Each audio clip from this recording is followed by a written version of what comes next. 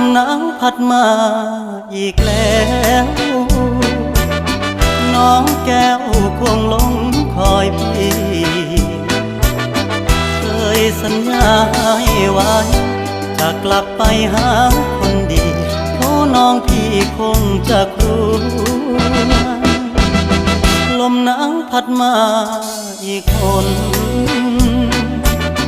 หนาวกระมนหัวใจปวดยามหนาวมาห่างน้องเจ้าคงมองและรำครวญลมหนาวจะหวนกลับไปฟ้าเอ่